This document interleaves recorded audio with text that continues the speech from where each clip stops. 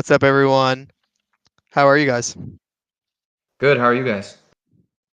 Yeah, I'm amazing for asking. I don't care how you guys are doing. I'm doing good. We're all amazing. We saw a tough ass movie. Yeah. Very, Mm. very Tough pleasantly. how? It was good. I liked it. Good. Did you not Me, like it? It sounds like you didn't like it. Me? No, I did like it. I just got nervous. Weren't gonna Oh, like it. you got nervous. You No, didn't not make really. the movie. You didn't make the movie. What are you talking about? You didn't Damn it. notice I had a production credit. My version was in Korean, so you could have. And I. Yeah, mine too. At the end, the credits, I was like, oh, actually, I want to see all their names so I know how to pronounce them for this podcast. And then it didn't help me at all. But Yeah, Yeah. I started writing down names, and I was so confused. All But right. the movie. The movie we're talking about is Memories of Murder. I'm Yep. just gonna give some rough details first. So it came out in 2003. The director is Bong Joon-ho. This is his second movie, I think. just a second. I, yeah, it's definitely not his first. Um, this is personally my fourth Bong Joon-ho movie. So I've seen Parasite, Snowpiercer, The Host, and now this. So what about you guys? What are your guys' history with Bong Joon-ho? I've seen Parasite, Snowpiercer, and this one that we just watched. Okay. Yeah, that's the same for me. I want to see the host, but I've never. Yeah, No, the no. the Host is like a monster movie, so I don't know Right. if you'll enjoy it, but I It's like got a like good monster.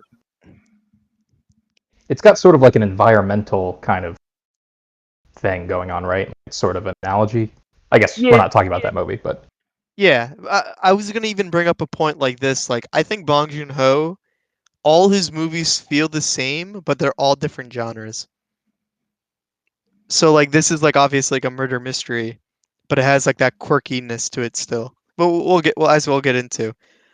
Hmm. I can go through the plot, but you know how bad I am at doing that. But or do you, do you, do you want me to try and then you guys can interrupt me if I do a bad job? yeah, go for it. Yes. Okay.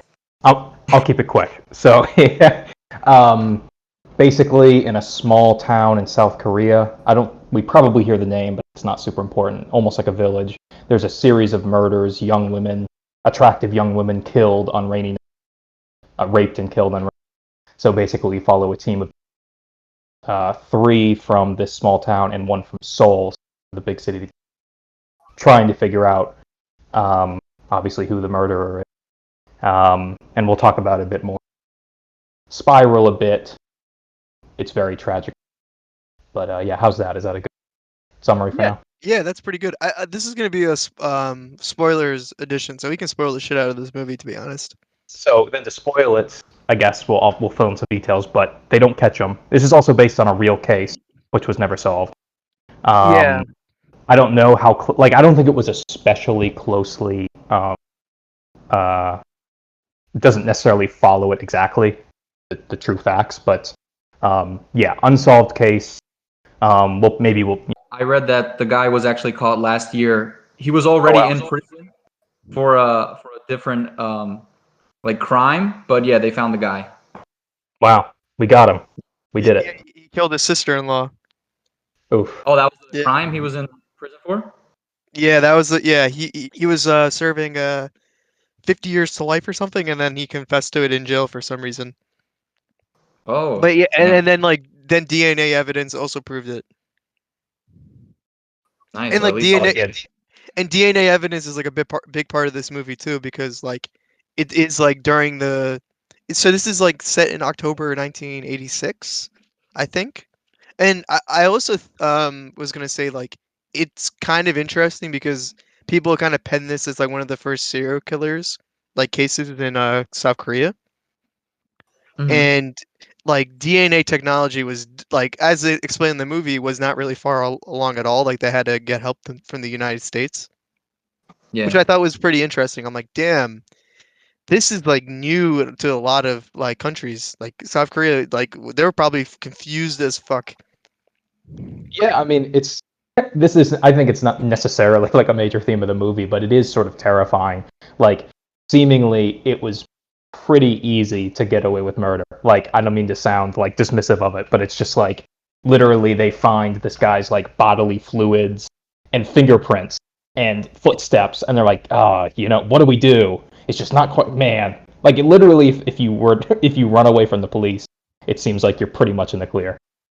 So yeah, it was so easy.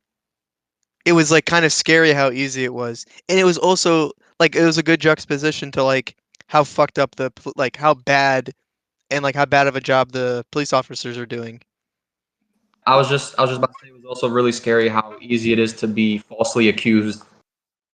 Yeah, Worse than to making a fake confession. Like, I was like, wow, that probably happened quite a lot. Yeah, I think in particular, I mean, I think it's like a sort of a story, a climate, a fear that you can apply to a lot of different times and places, including down here. But I did a little bit of research after watching this because I don't know anything about the history of South Korea, like what the climate was like in the 80s, but apparently like this huge period of like discontent and sort of in particular, and I guess apparently this sort of feeling that the police were incompetent is like like South Korean audiences I think would have been really they would have sort of understood I think the climate, like this sort of the idea of these wrongly people not being able to find the killer. I think it's based on kind of a feeling that was held then. And Yeah. No, it's like really interesting to think about. yeah, I mean, so I don't know, what do you guys I felt really bad for the first guy, like Oh the yeah. yeah, first guy they interrogate, because like yeah, he's like definitely like uh mentally challenged. Is that if that's like the PC word to explain it, but he's like they kind of just want to get someone and they don't care who it is or who they grab, so they grab him and they're like they start planting evidence, which I thought was so fucked up. Like stole his shoe from his room and then they like printed it on the mud and took pictures. Like I thought that was so fucked, and like how they're coercing him into Yeah. admitting like to this fake like yeah this false testimony.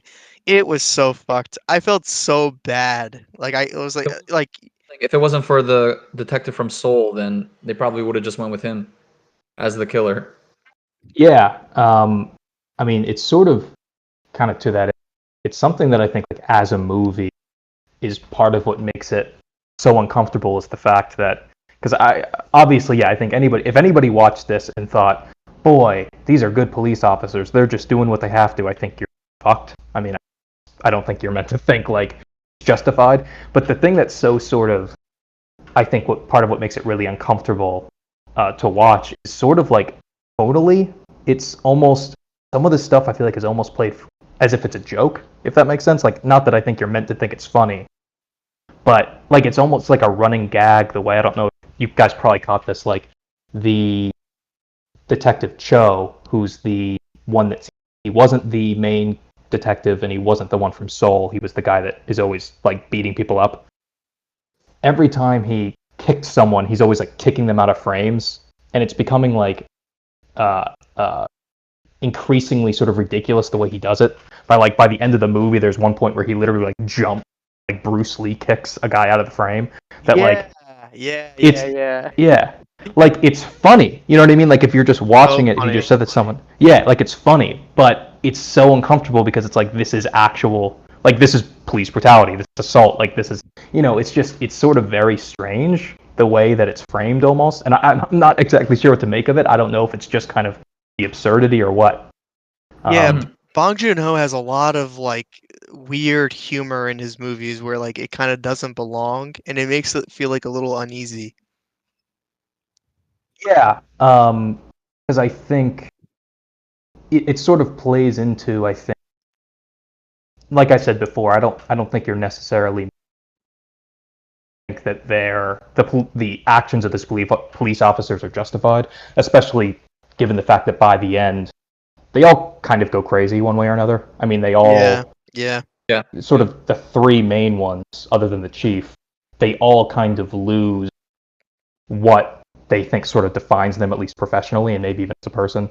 Like Park, the main detective, by the end, he looks in the guy's eyes and he doesn't know if he's a killer after all this time he's been claiming. He can look at someone and he knows if they're guilty. The CO, the detective from Seoul, says this document is a lie after like 10 times in the movie saying documents don't lie, him being all about the evidence and fact. And then even Cho, this again, it's almost funny. It's just like this, twisted sort of humor of the thing that really defines him as a character is the fact that he beats up, it particularly kicks their suspects, and his leg is amputated. Yeah, like it's it's like dramatic irony. It's so good. Yeah, like they all really explicitly sort of like lose. They like lose their way in a really tangible sense. But I'm saying, sorry, go ahead. No, I was just saying he had to amputate his leg, which sucked.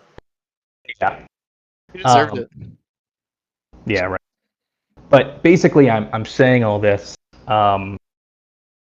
because I think part of what makes it uncomfortable is like you have these characters that you're not meant to like necessarily. You're not meant to see it from their perspective. You're not meant to like necessarily even root for them. But you have these moments where almost there's like this hint of like little redemption moments, but we just know how petty they are. Like when they buy the first suspect, I forget his name, man or the kid who's sort of intellectually challenged. They buy him some knockoff Nikes. Like yes, there's these like Nikes. Oh my god, they're nice. Yeah, nice. Like they have these little moments of like, no, we're good guys. Like we do this. Like, but it's just, and it's played as if like there's not really any musical cues. There's not necessarily like any cues that tell us how to feel. You know what I mean? The music's very understated. The camera work, I feel like, is very understated. Like you're just sort of watching these people sort of be assholes, but in a like it's sort of very real in a way. I think, but yeah. Feel very endearing. No, I was saying like, who were you saying is endearing? Oh, the characters. Yeah, they do shitty things, but you still root for them because you're like, oh, like they mean well, even though they kind of don't. Yeah, I think part of it is sort of because we see it from it's almost like we see them as they see themselves. Maybe until the end, like we sort of are following them, and the way that we like the only context in which we see like anti-police protests or the way we see like journalists coming and investigating these crime scenes is from their perspective of them saying like, oh, these fucking, get out of my way. Like it's sort of, we're given these hints of maybe both as the audience and even sort of within the movie, given these hints of the fact that not everyone's down for this investigation. Not everyone likes the way they're handling this, but we always sort of return to them. And really, we only ever hear their justification and not necessarily the argument. Yeah. And Dan, you really overanalyze this movie, bro. I didn't even read the subtitles. Pictures, bro. You're like, yo, I love these pictures. But I definitely think it was interesting, like how we got to see, like we rooted for the cops, but then when we saw some of their methods, and like how they would coerce and all of that, like we also understood it from like the citizens' perspective of why they, like the last guy that they thought was the killer. Like he also made the comment of like, oh, I'm not gonna be one of the ones that, one of like the guys that you get that you torture and all that. So it showed us that it was very like prevalent, I guess, back in that time and in that Korean police division. So it's like while we were rooting for the cops, like we also saw that we could understand why people didn't approve of them or root for them themselves. Yeah, and it's not even just like it's also like you also understand that they're torturing people like just based on history, but like you also see it in the movie, like they torture every single person they get. Yeah. Yeah. One little behind the scenes I saw was the first kick in the movie where he does like that drop kick was improvised. So the other actor that was kicked did not see it coming, but the second one was like added into the script because of how good the first one was. Yeah, I was actually cracking up at that scene when he just drop kicked them. Yeah, like fluid. It's so good. yeah, like it really does. Like there's moments, and I mean this as a compliment. I think you guys know. There's moments I think like when you're watching a movie that it's almost like the best compliment you give it is like it almost feels like it was animated. You Yeah, know, they're like it just very feels. animated characters. Yeah, I know what you mean. Like, Yeah, like not necessarily like it's all like I'm not sure of all the right terms, but like the like framing or the composition of this movie I feel like is like really perfect. Like where the characters are, how they enter and leave, like our view is always like really perfect and feels really like you could almost pause and frame like at any point and everything would be in such a deliberate perfect place. yeah, that's a good way to put it. What I was gonna say was an unintentionally funny scene to me, and I just wanted your guys' opinion. The scene where the first suspect gets hit by the train, I was laughing my ass off. Yeah, I I saw your thought comment. when when he's like blowing the whistle on the train tracks, he's like, and then he gets slammed by the train. Hilarious. Yeah. No, I was just gonna say for me, yeah, no, I feel that. For me, I feel like that was a moment where I felt like, wow, I remember this movie was made in 2003. You know, like it just didn't look very good. Like it just looked kind of ridiculous Yeah. and slow. Like it Yeah. wasn't the worst thing, but yeah, I feel like I don't know if that was meant to be kind of more of that absurdist humor or if it's just like what the fuck is going on? You know, like what was that? Yeah, and going back to your animated comment, one thing I want to add is like there's a lot of like supernatural kind of stuff going on. Not super, but like his whole shaman eye thing is Yeah. so like out of a comic book. It's so funny, and it's like it actually works for them, especially when they're chasing down the guy who ran away from the forest and they were looking for him in the construction field. I thought that was so cool. And they were he found him because of his underwear because he remembered what color it was.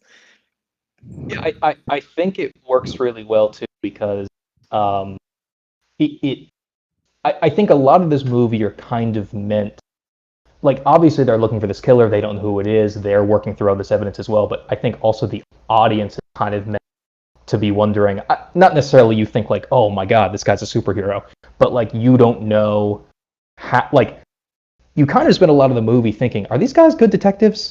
Like, are they good at what they do? Like, even at the beginning when they introduce that, you remember, another detective says, oh, well, one of these guys is the brother of a victim and the other one's a rapist. Tell me which one it is. And we don't see how he answers. We see him staring at him really dramatically, but we don't know if he got it right or if he even tried or he said, I need to see his underwear first, like what his excuse was. But um, I think it works in that way. And I also think it's just also kind of, again, the like um, divide between him and the younger detective from Seoul who, is all about kind of evidence, and Park makes fun of for like, oh, go be part of the FBI if you want to deal with evidence. We walk around and look at clues. Like it's just all kind. Yeah, he was It's definitely almost envy. like, yeah, I think it's kind of like almost a past versus present thing, or a past, conservative versus progressive, not politically, but just kind of, in this case, how they're investigating things. One guy's all, oh, I've got a hunch, and the other guy is looking for DNA evidence. I was just going to say to that because I want to bring it up because I thought it was hilarious. Another point that I was just laughing my ass off. I think I actually had to go back. Was just when I feel like the deepest they get into that shaman shit is they go to the crime scene with that piece of paper and they're like pouring mud all over it and they're like, oh, we're gonna see the face of the killer. That's And literally what then I was Yeah. gonna bring up. yeah, and then they're hiding behind the rock, and they see the Soul detective walk up, and he's just like standing there listening to the music, maybe trying to get some inspiration of like what's going on here. And he's like, "What the fuck is he doing? Like, we need science. Like, what are you talking about? You need science." As he holds this muddy portrait. Yeah, I was also Um, laughing like right before that scene when he went to the shaman and he was saying like at the very last scene was don't try to sell me that spell paper or whatever, and then Right. the next scene he's with that exact paper. yeah, like he buys it. Yeah. That's really fucking funny. Oh, my favorite part of the movie was the ending. So, Oh like, yeah, Yeah. yeah, I thought that was really cool how he's looking into the camera using his eye technique to look in the audience because when the movie came out, they didn't know who the guy was and they were still looking for him. And then the other crazy thing that we didn't bring up is the statute of limitations was already up. So it was like 15 years after it happened. So around that time, even if they caught him, it was too late. You know what I mean? Because it's been so long. oh wow, such a And bullshit rule. it's crazy. And thankfully, the guy is already in jail for a crime he's already committed. But like, imagine if it wasn't a guy who was like caught for that kind of stuff. But yeah, Yeah, it just blows my mind. Like Yeah. one of my favorite, not my favorite endings, but a really good ending. yeah, like that whole rain, like the last third act of the whole movie, I was just really focused. Like I was on the edge of my seat. It was really intense. Yeah. Yeah, it kind of reminded me of another one of my favorite endings of a book. If you guys have seen or read it, No Country for Old Men. Have Yeah, you either of you the guys? Coen brothers. You're right. Heard of it.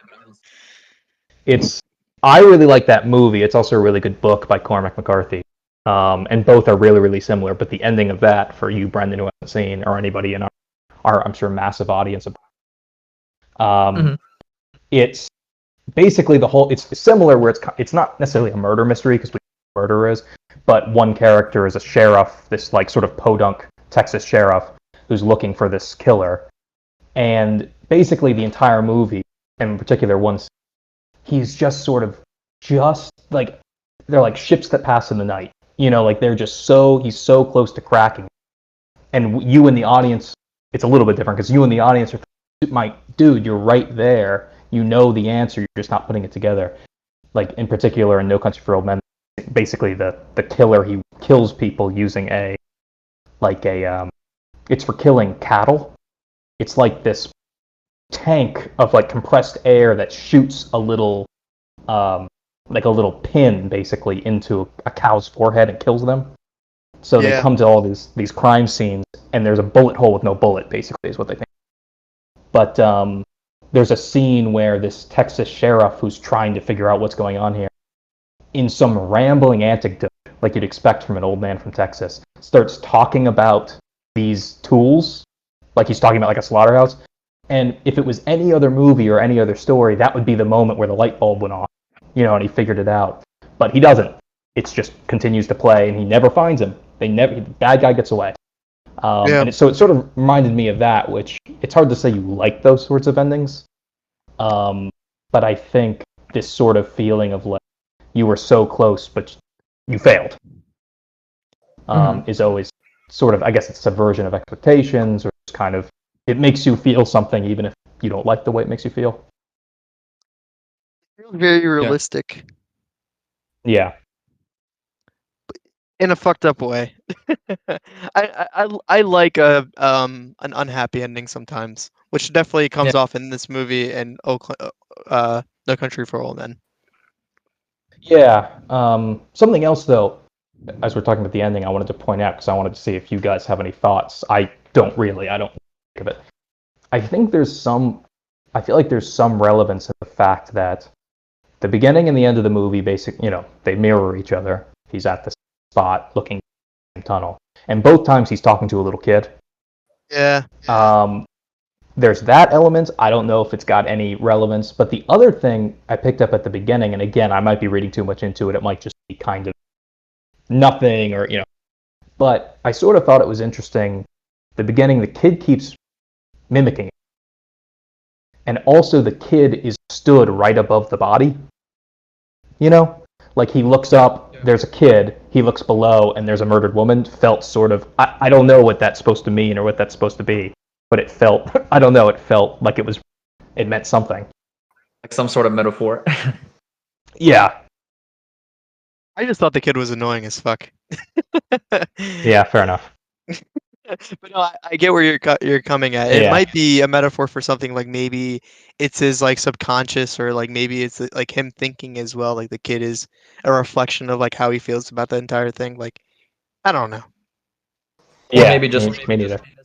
in a sense, where it's like there's a dead body right under him, but he's over here mocking a police officer, like completely oblivious to the fact that murder and all of this exists, I guess.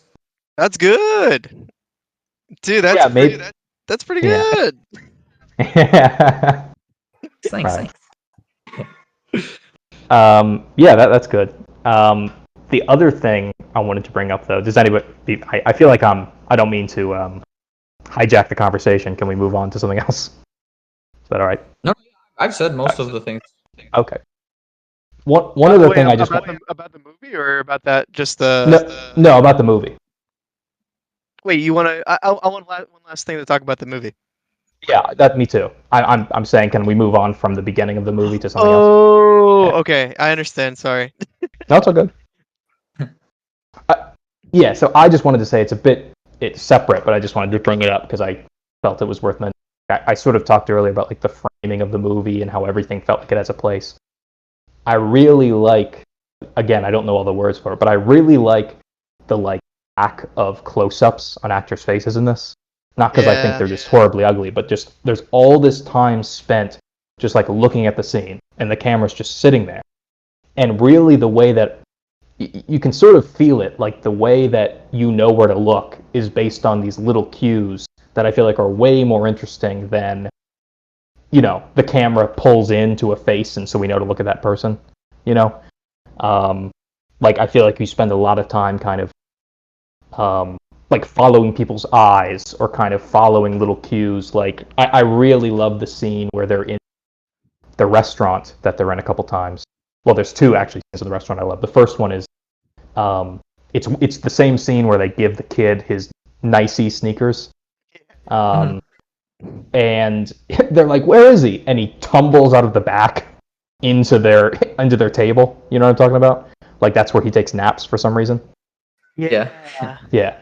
But I just love that because that whole thing, like a lot happens in that scene in terms of like characters exiting and entering and everything. Like the dad comes in, they're being served food. Like there's all this movement and the camera stays like perfectly still. And I feel like, that entrance of his is so sort of, again, like hilarious. I don't know what it's doing there, but it's hilarious.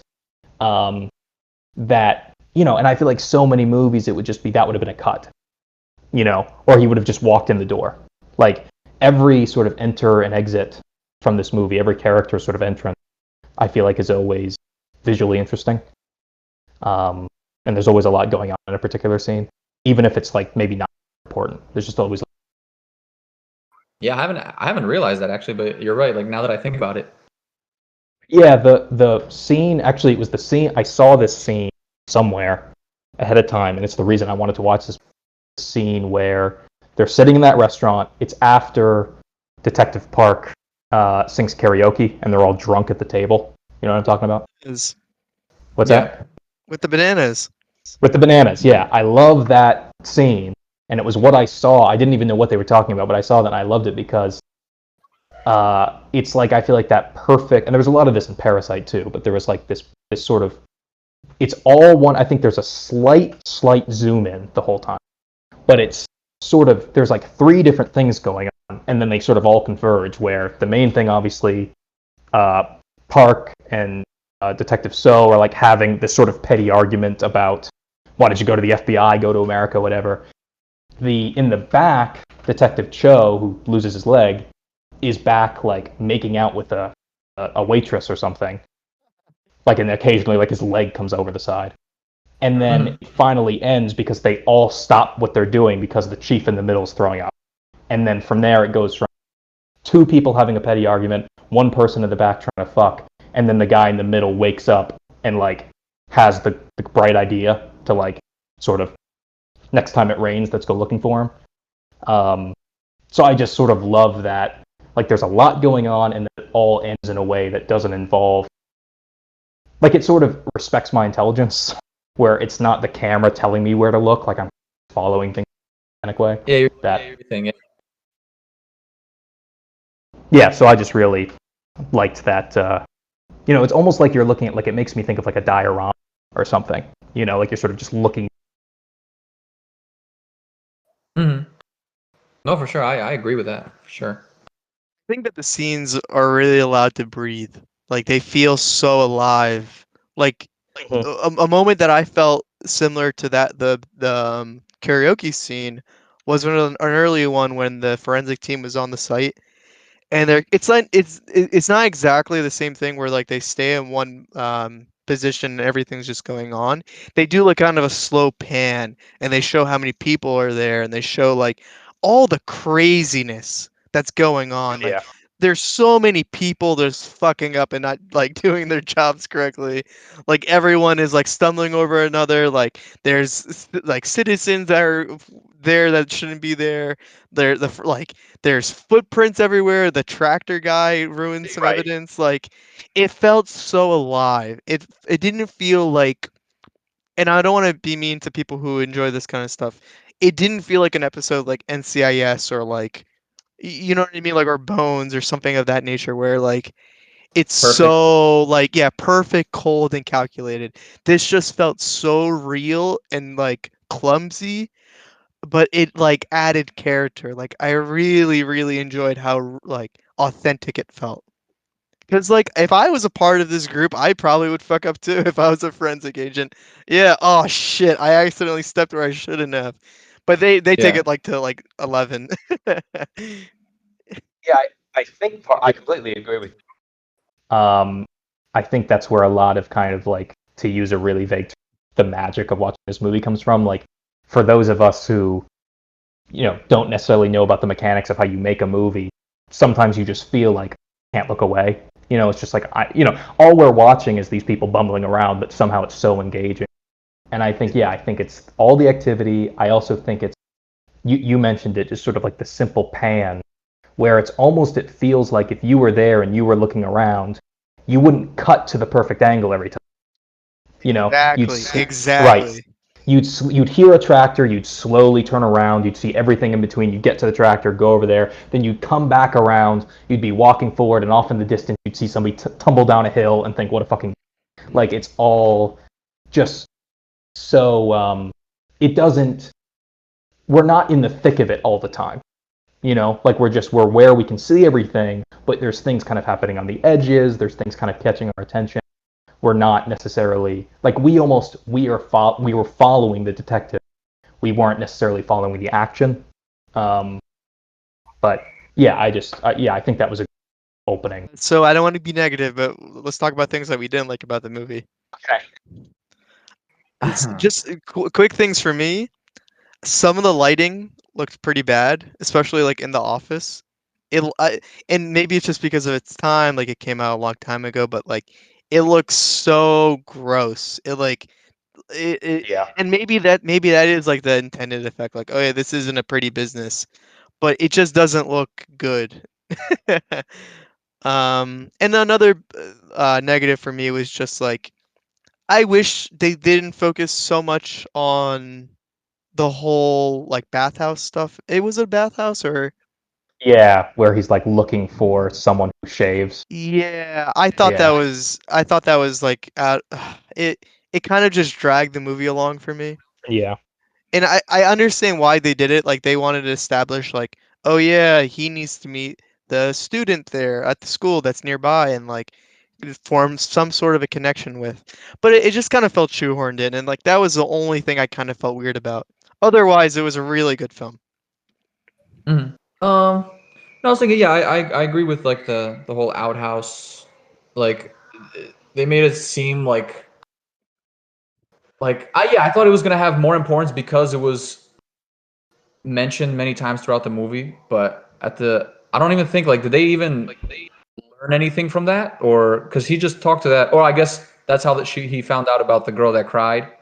So never mind, I guess it did help them out, but um so that's another thing. I didn't understand if they like. Do we know how that girl who cried, how she like, did she escape or how did she live, even though she went through the exact same thing that the other girls that were killed went through?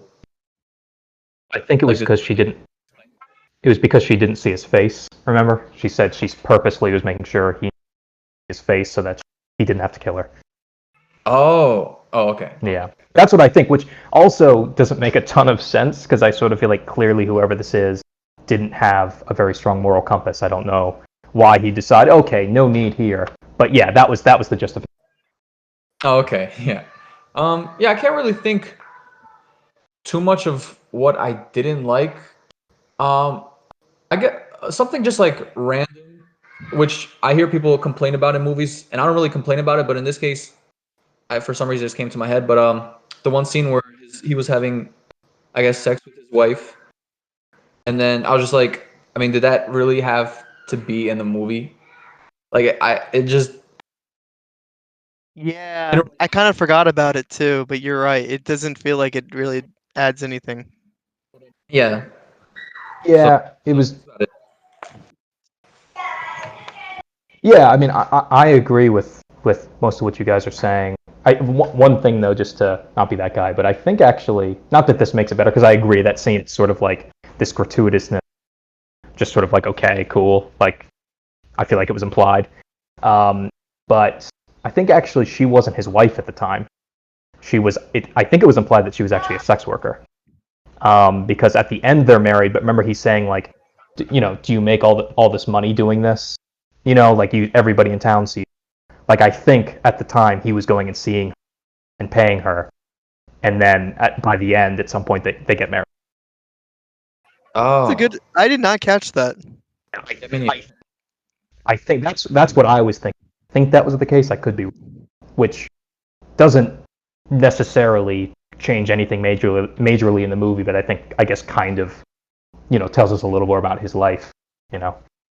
Yeah. Um, but yeah, I agree that scene in particular is kind of like okay. I also agree that with the bathhouse in particular, where he's for someone like who shaves, I think what I really liked was the scene right before that where it's the one female detective comes up with the idea to um, call into this radio and find out who Yeah.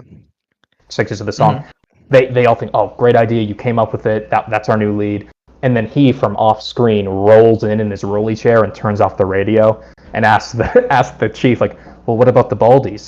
Like, is that a good The idea? Like, monks. Oh my god. yeah. And he was like, I you was go ahead. so annoyed. I was so annoyed. Yeah.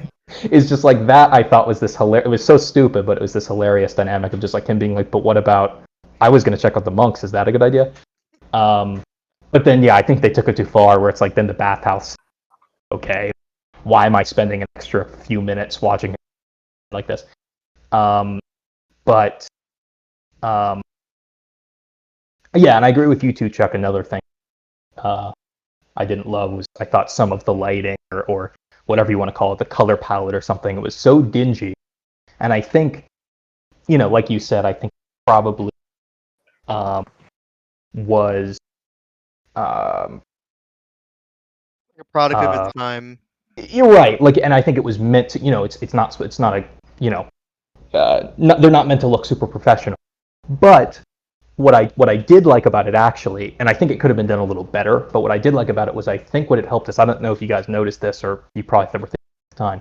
For like the first half hour, maybe not the first half hour, the first like act after the detective comes from Seoul, he spends all this time like sort of out of focus in the background, almost in the shadows. And it's Yeah. not and it's not until he goes introduce his idea to the chief of it seems like they're all happening in days that he sort of is folded in. And I think the dingy lighting kind of helped sell that in the sense that like he would sort of be off to the side in the shadows, out of focus, felt like there was a reason for him to be in the shadows. It didn't feel unnatural. You know what I mean? Like the dinginess sort of helped that effect. But I think it could have been, yeah, I agree. Sometimes it's messy. Um, but one thing that I think the thing that bothered me the most that you guys have been vague is I think overall the writing was pretty good, I guess the writing sort of was good. But for all that we've talked about, it's sort of like a lot of the movie sort of respecting your intelligence and kind of letting you kind of notice little things in the scene and you following kind of the characters. Some of the writing is so on the nose that's frustrating. Like in particular at the end when Detective So says this document is a lie and runs off, and then it's and then it's ripped to pieces by the train. It's just like, do you have to be that obvious? Like, I get it. He's like, I get it. He doesn't care about the evidence. Like, it's just sort of so ham-fisted sometimes, I think. Uh, Yeah.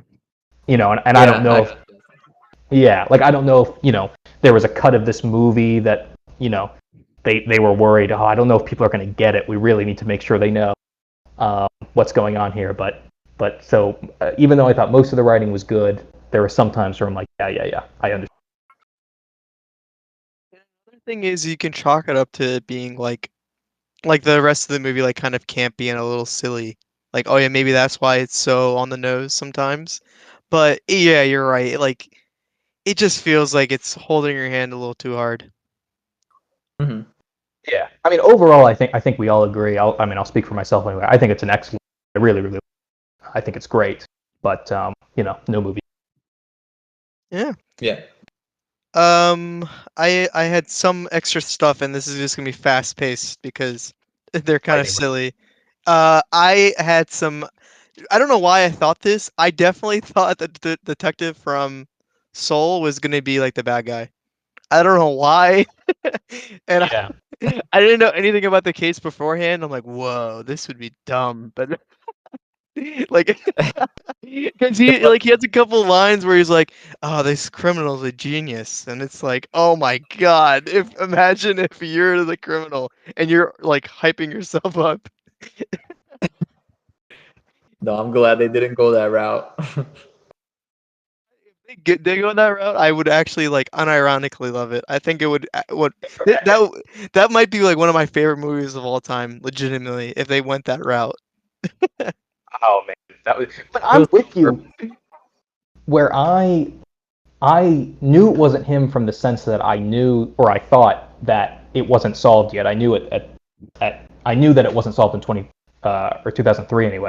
But I'm with you where there was like some weird things they did where like there's the scene too where they're trying to catch the killer in the rain and they dress the detective all in red and he's like up in the trees and he's like up in the Yeah. trees looking down at her and it cuts and it's his face and I'm like, wait a minute, are you telling me that he's stalking her? No, Yeah. but that's And yeah. it's also the thing where they're waiting for someone to show up and he shows up. Yeah, like there's all this weird stuff where I'm like, don't tell me you're trying to convince me, like you're trying to like pull something here. I was a little bit worried to be honest, because I'm with you. It was like weird sort of some weird choices they made that I don't know. I would have been stoked if that's what ended up happening.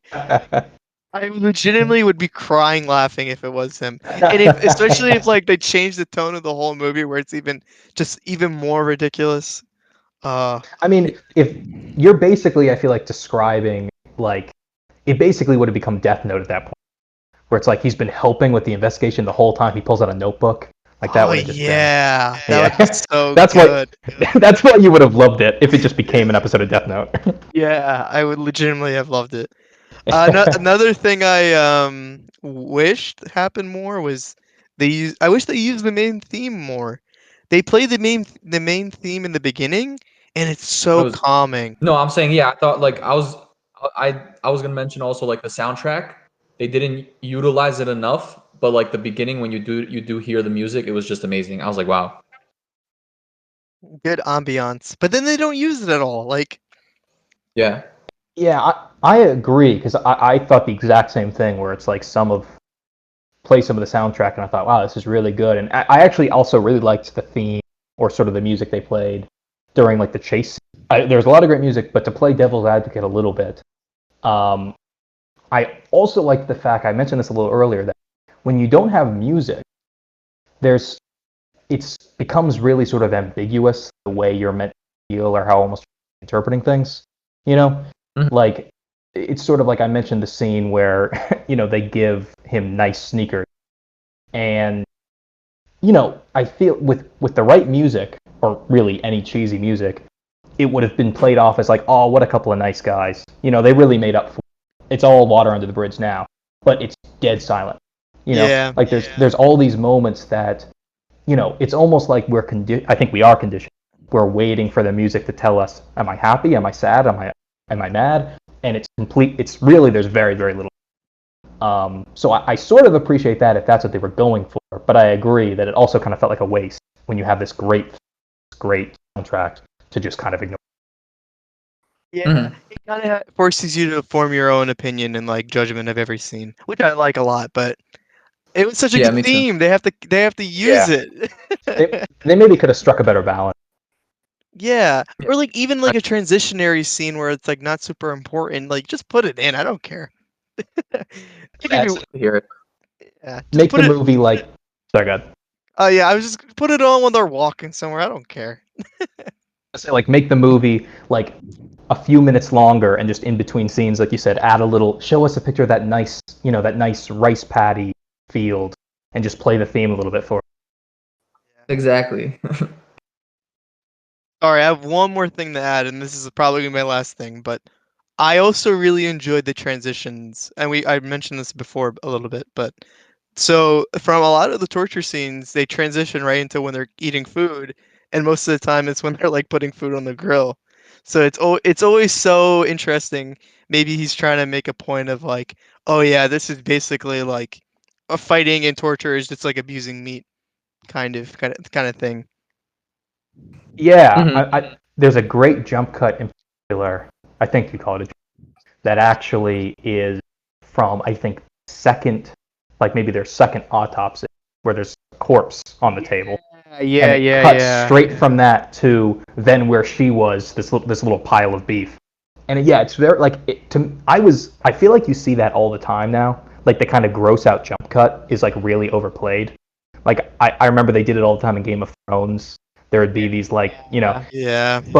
but it made me think like that I guess in 2003 was a little more novel, and I think it was good. But yeah, I agree with you. I think it sort of makes you think about even just a bit more broadly them going to eat after like what these torture scenes. I think also just kind of make you think about the fact that you sort of said this, Chuck, but they're almost not taking it very seriously. Like it's just their jobs, which is sort of crazy. Like it's just, oh, let's go and we'll have a late night at the office. We'll beat this guy up a little bit, and then let's go and grab a beer after work. It's just like almost undermining like how little they think about the fact that they're abuse suspects. Yeah. They do treat it like it's just like an office job.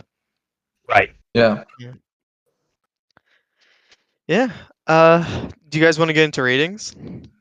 Yeah, let's do it. Let's do it. 8 out of 10. I was gonna say the same. I thought it was very solid. I think I'm gonna go on a limb. I'm gonna give it a 9. I really enjoy it. Nice. Yeah, I think we all really enjoyed it.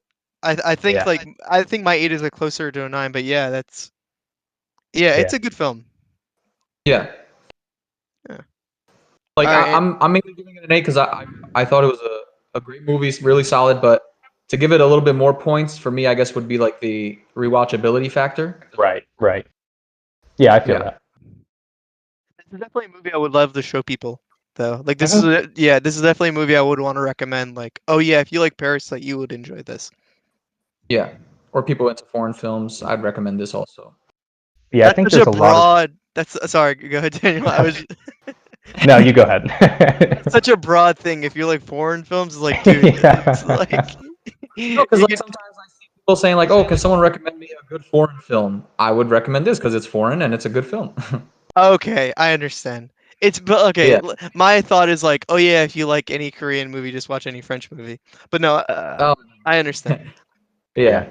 yeah. Um, but what I was gonna say is just yeah, I think would be a good movie to watch with people, just in the sense of I think everyone will catch something a little different, like even just moment to moment in scenes. There'll be something that somebody sees off in the crowd. So yeah, I agree. It's also really Nice. campy, so it can be like kind of a Yeah, cult film too. for sure. Yeah. Yeah. Good All right. laughs in. So Brendan, what are you gonna recommend? I'm recommending They Live by John Carpenter. Have any of you seen it? Oh shit, a I John Carpenter? Really? Whoa. Yeah. I heard of it. Can you give us a little synopsis? Yeah, which I've never seen it, but is it? The one I where he think puts on the glasses? yeah, he puts on You're glasses and right. can see like yeah. I got it. Yeah, I've never seen it, but I know it. I never seen Yeah, it I've never too. seen it. Okay, this is good. but people say like it's like a good critique, I guess, on society and whatnot. So and it's always been on my watch list. So this is what I recommend. Hey, let's go. Cool. Let's go. So yeah, if you're listening in and you want to join us for next week, or next week, double week, next week. Next. One Uh, double week.